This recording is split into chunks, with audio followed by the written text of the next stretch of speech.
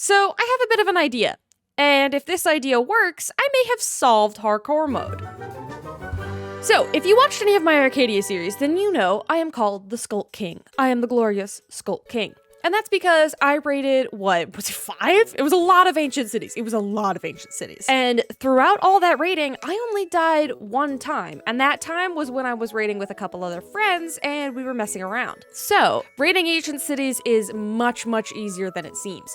So, my theory is that if you can find an ancient city at the start of a hardcore world and clear it out, you have a god tier base. Because in ancient cities, mobs don't spawn. So you have an automatically spawn-proof base if you can just clear out all the shriekers. So I'm gonna test that. Okay, so we've got a... That's not how you spell any of those words. Oh, whatever. So while this is loading and while I get my basic tools, there are a couple issues with this challenge. The first one being ancient cities can be kind of hard to find. So for the sake of this experiment, I have found a seed that I know has an ancient city nearby. I just used chunk base to find the biome that I wanted, and with that, I found a bunch of ancient cities. But this isn't really the case for most basic hardcore players, as a lot of us don't really want to use chunk base to find the perfect world. So if you don't want to use chunk base and you're lucky enough to find a seed that has a lot of mountains, then probably that is much more viable to look for an ancient city than just spawning into a random world and hunting for one. Now, the reason that I'm doing this in a super brand new world is because I think that if you try and risk this early enough in game, then there's less of a loss. There's less of a feeling of loss because you don't have all of the trappings of an extravagant hardcore. Maybe you've only played for a couple hours by the time that you've reached the ancient city, and so losing that world is not nearly as big of an emotional toll as maybe a world with a lot of accomplishments in it. Which is why I think that this is a good way to risk in early game, as it can make the most secure base you probably will ever have in early game. Ancient cities are a little bit strange because they're a lot easier than people think they are. When you mess up, yeah, they're terrifying, but it's a little bit hard to mess up. The great thing about ancient cities is that they are completely under your control. Because no other mobs spawn there, there's no skeletons that can jump you and activate a shrieker, there's no creepers that can fall on your face and kill you. All of the noise that is made is controlled by you. No way.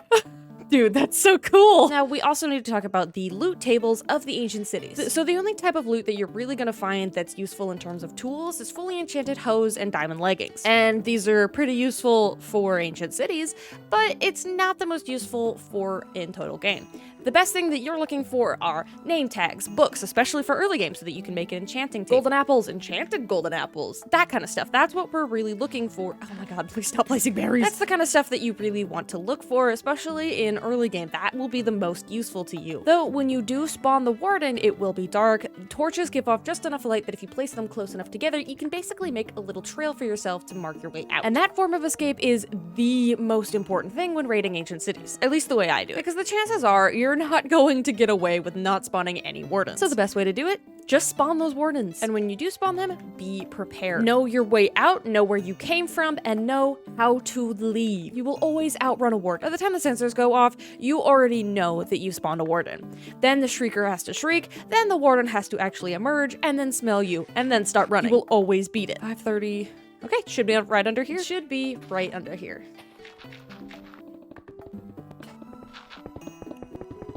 Found some iron, and I'm going to make, I think I'll make another pickaxe out of this, either a pickaxe or a shield, or maybe both. I probably have enough for both. Oh, here we are.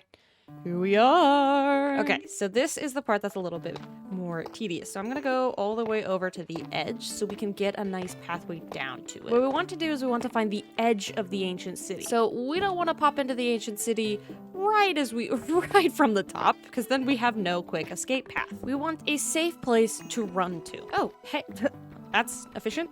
Look at that. That's a good reason to come down to ancient cities. Look at lots of diamonds.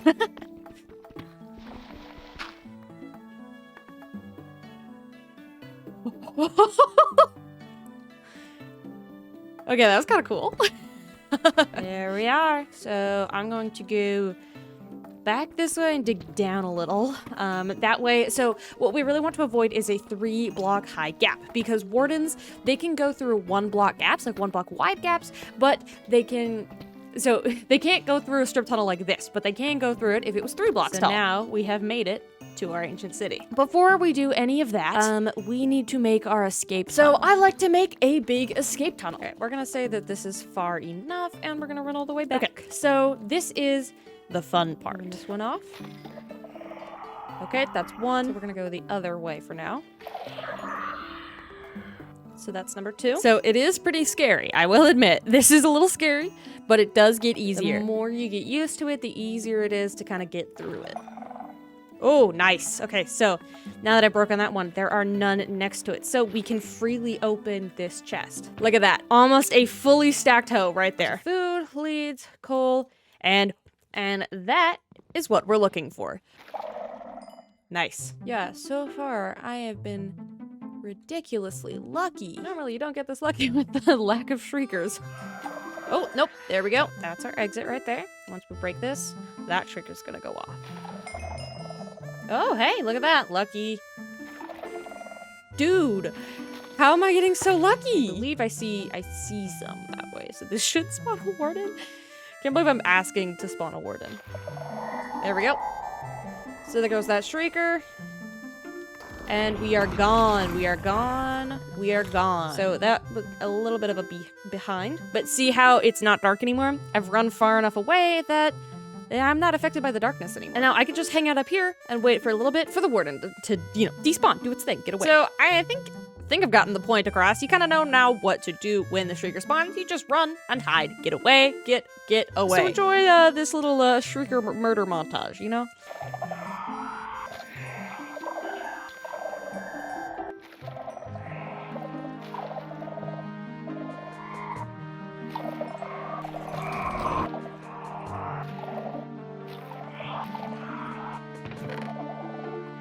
No way. What? 2 in one chest? Are you kidding me?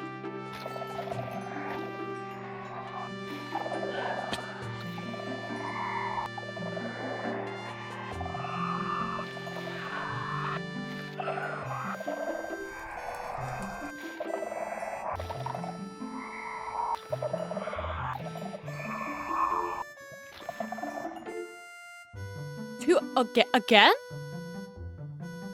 Again, 2 in 1. That's crazy.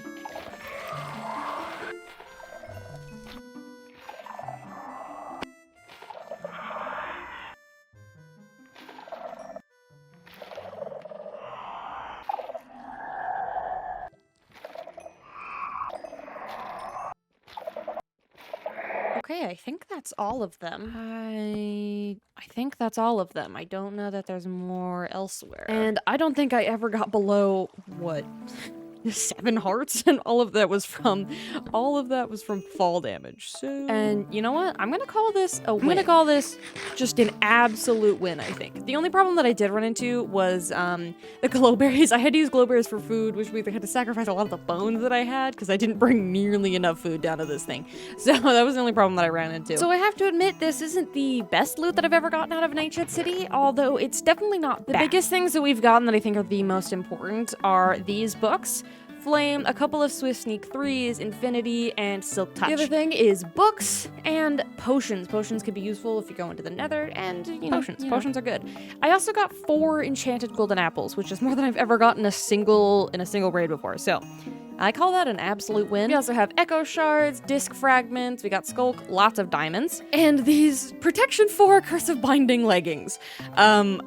I mean, they're okay. Collectively, there was a bunch of different, variety of iron pants, but none of them were actually fully enchanted, not even the diamond ones that I was wearing. And also, I never found a Silk Touch hoe, which I was really hoping for, considering I wanted to pick up the Shriekers so I could have, a full clank count. It would have been cool. Speaking of which, let's see exactly how many Shriekers we killed. So we broke 246 sensors and 56 Shriekers. That's actually a pretty low number. I typically get a little over a stack from the raids that I've done in the past. So I switched to creative mode just to check for any more Shriekers, and I couldn't find any. So I think all in all, this is kind of a win, kind of not. I think the conclusion is, if you come across an ancient city, go for it. If you don't don't bother hunting for one. It's not worth it. Although I will admit, this is one of the smaller ancient cities I've seen before. A lot of the spots, there are a couple different places where there's no skulk at all. Like over here, there would be an extra 7 or 8 shriekers, but it's all like covered by a lush forest, so there's nothing. And then it's sort of the same situation down here, and even a bit over here. So this cave might not have been the best example, but I still think it might be worth